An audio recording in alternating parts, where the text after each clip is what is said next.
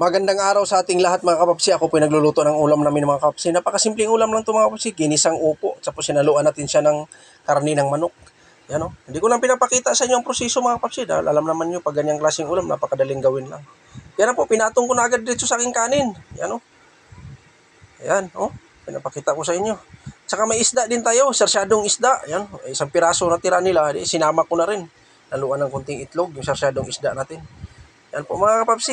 Yan po, ako po'y kakainas. Yan, siling pula. Siling labuyo. Tatawagin dito sa Manila. Pangpagana natin sa kain. Yan. Kaya kaugalian ko na talaga mga kapapsi. Pag ako na talaga ang kakain, talagang nagkakamay ako. Siyempre, bago po ako nagkakamay, naghuhugas po ako ng maayos. Dahil napaka-importante po yan. Dahil pagkain po yun, yung hinahawakan natin. Kailangan malinis po yung ating kamay. Kung sino pang hindi kumain dyan, sabayan niya ako. Yan mga kapapsi. Sarsyadong isda yan. Yan. Sarsyado. Sinama ko na lang, pinatong ko na lang din siya agad mga kapsi. Matambakang isda.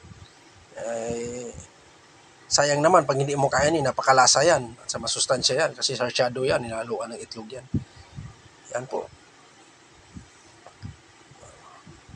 Napakasimpleng ulam lang to mga kapapsi. Pero para sa akin ay napakasarap na. Hindi pang hindi kumain dyan, sabayan niyo ko, kain tayo. You know?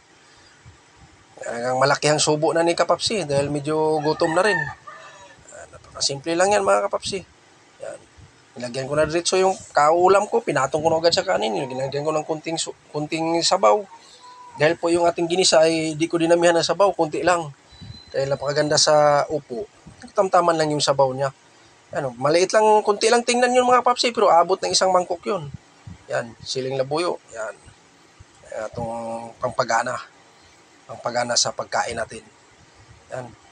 Talagang malaki ang ngangana si kapapsi. Medyo gutom na rin. Medyo alanganin na yung uwi natin. Yun lang po mga kapapsi. Update ko po sa inyo ang aking recipe. Ginisang upo. O sino pang hindi kumain dyan, sabayan niya ko, kain tayo. At saka marami na rin akong luto na ginisang upo. Kaso lang iba-iba po yung proseso sa pagluto natin mga kapapsi. Iba-iba po yung paggawa. Iba-iba po yung recados na hinahalo natin. Ito sa akin, napakasimple lang to. Hindi ko gaano naglagay ng maraming tuyo. Kunti lang tuyo nilagay ko. Kung sa Bisaya pa, pang palubog lang sa sabaw niya. Dahil ang upo po mga kapapsi, pag masobrahan yung dami ng tuyo, pupula yun. Hindi makita yung magandang quality niya. Kaya kailangan, tamang-tama lang. Huwag mo masyadong damihan. Ano, si kapapsi, kumikintab na yung noo ni kapapsi. Talagang tumatalab na yung anghang ng sili. Yan. Napakasarap kumain mga kapapsi, lalo na pag nakakamay ka. Yan, talagang sigurado talaga. Makakarami ka talaga ng pagkain mga kapapsi. Mapaparami ka talaga ng kanin din.